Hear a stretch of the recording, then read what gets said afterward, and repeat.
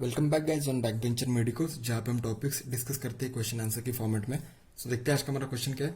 आज का हमारा क्वेश्चन है classify the drugs use in the peptic ulcer, right mechanism of action and adverse effect of the omeprazole. तो देखते हैं इसमें क्या है। तो सबसे पहले हम देखेंगे सबसे पहले हम देखेंगे ड्रग्स का क्लासिफिकेशन। तो देखते हैं यहाँ पे ड्रग्स का क्लासिफिकेशन कैसे है। तो पेप्टिक अल्सर के ड्रग्स, तो सबसे पहले हम देखेंगे गैस्ट्रिक एसिड सिक्रेशन इनिबिटर्स। तो गैस्ट्रिक एसिड सिक्रेशन इनिबिटर्स में हम देखेंगे H2 एंटीहिस्टामिन्स कौन से, सिमेटिडिन, रैनाइटिडिन। प्रोटॉन पंप इनिबिटर्स कौन है, ओमेप्राजोल और पेंटोप्राजोल। एंटीकोलिनर्जिक्स यहाँ पे जो है पायरेंजिपिन और प्रोपेंथेलिन। एंड प्रोस्टाग्लैंडिन एनालॉग्स है मिसोप्रोस्टॉल। एंड यहाँ पे नेक्स्ट है गैसिड एसिड न्यूट्रलाइजर्स जो कि एंटासिड भी है। तो यहाँ पे जो है सिस्टेमिक है sodium bicarbonate and sodium citrate, and non systemic है magnesium hydroxide and magnesium trisilicate.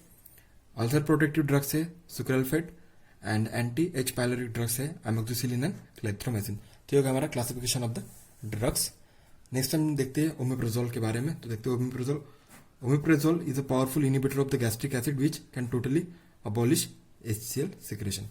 तो ये जो इंट्रोडक्टरी पॉइंट्स। नेक्स्ट हम देखेंगे नेक्स्ट हम देखेंगे mechanism of action of omeprazole. तो देखते हैं कैसे करता है इसका mechanism. Omeprazole is a inactive at neutral pH. When pH is less than 5, it rearranges into two charged cationic forms जो कि है सल्फेनिक एसिड एंड सल्फेनामाइड्स। तो ये जो है ओमेप्राजोल जो है वो न्यूट्रल पीएच में इनएक्टिव होता है, लेकिन जब पीएच 5 के नीचे चला जाता है जो कि एसिडिक हो जाता है, तब ये जो है एक्टिव हो जाता है। जो दो चार्ज कैटायनिक्स के फॉर्म में कौन कौन से, sulfenic acid and sulfenamide, that reacts covalently with the SH group of the hydrogen potassium ATPase enzyme and inactivates it irreversibly. तो ये जो है एसएच ग्रुप को अटैच हो जाता है और क्या करता है, हाइड्रोजन पोटेशियम एटीपेज एंजाइम को जो है वो इनएक्टिवेट कर देता है। Specially when 2 molecules of the omeprazole react with 1 molecule of the enzyme. जबकि कब ये स्पेशली कब होता है, जब ओमेप्राजोल के 2 मॉलिक्यूल एक एंजाइम के 1 मॉलिक्यूल को अटैच हो जाते हैं तब।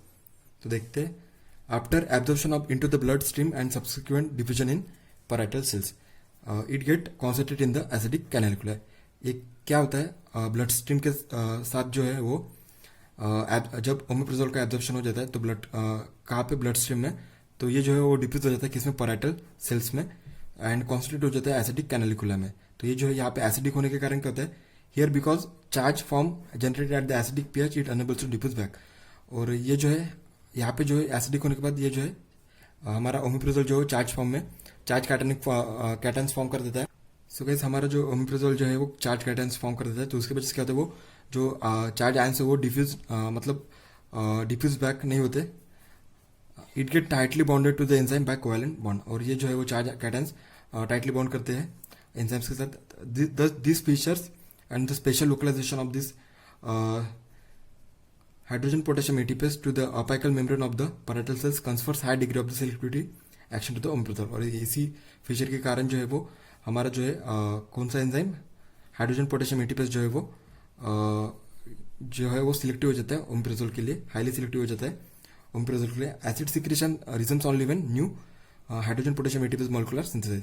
और जो है वो एसिड सिक्रेशन नॉर्मल कब होता है, जब हाइड्रोजन पोटेशियम एटीपेज के न्यू मॉलिक्यूल सिंथेसाइज हो जाते हैं तभी, नहीं तो ये जो है वो एंजाइम जो है वो इनएक्टिव स्टेट में ही रहते हैं। तो ये होगा हमारा mechanism of action of omeprazole. So guys next हम देखेंगे फार्माकोकाइनेटिक्स। तो देखते हैं pharmacokinetics. Administered orally in the enteric coated to protect them from the molecular transformation in acidic gastric juice. तो इसे जो है हम इंटेरिक कोटेड फॉर्म में देते हैं। Oral bioavailability to omeprazole is near about 50% due to acidic liability. जो oral bioavailability मतलब एब्जॉर्प्शन जो होता है इसका ओमेप्राजोल को नियर अबाउट 50% होता है। As the gastric pH rises, the higher fraction of the omeprazole is absorbed. अगर gastric pH बढ़ता है तो omeprazole का higher fraction absorb होता है। Bioavailability is reduced by food. ये जो है absorption जो है किसका, omeprazole का, वो reduce होता है अगर food के कारण। They should be taken in empty stomach when only 10% of the proton pump are active. ये जो है कब लेते, जब stomach empty होता है तब। omeprazole is highly plasma protein bound. तो प्लाज्मा टी आप जो है इसका वो है 1 hour. Rapidly metabolize in liver, जो है ओमेप्राजोल जो है वो लीवर में मेटाबोलाइज होता है because of the tight binding to the target enzyme. It can be detected in the gastric mucosa long after it disappearance from the plasma. क्या होता है, प्लाज्मा से भले ही ये डिटेक्ट ना हो, लेकिन क्या होता है, प्लाज्मा में डिटेक्ट ना हो लेकिन फिर भी क्या होता है, ये जो हमारा जो ओमेप्राजोल जो है वो किस में होता है, जो कि एंजाइम से साथ बाउंड स्टेट में होता है। इसी वजह से जो है वो बॉडी में ज़्यादातर मतलब जो हमारा इसका टी हाफ है उससे ज़्यादा भी ये रहता है बॉडी में। नेक्स्ट हम देखेंगे adverse effect. So guys next हम देखेंगे एडवर्स इफेक्ट। तो एडवर्स इफेक्ट में आता है nausea, loose tools, headache, abdominal pain, muscle and joint pain, dizziness, leukopenia and hepatic dysfunction. तो ये होगा हमारे एडवर्स इफेक्ट ऑफ ओमेप्राजोल।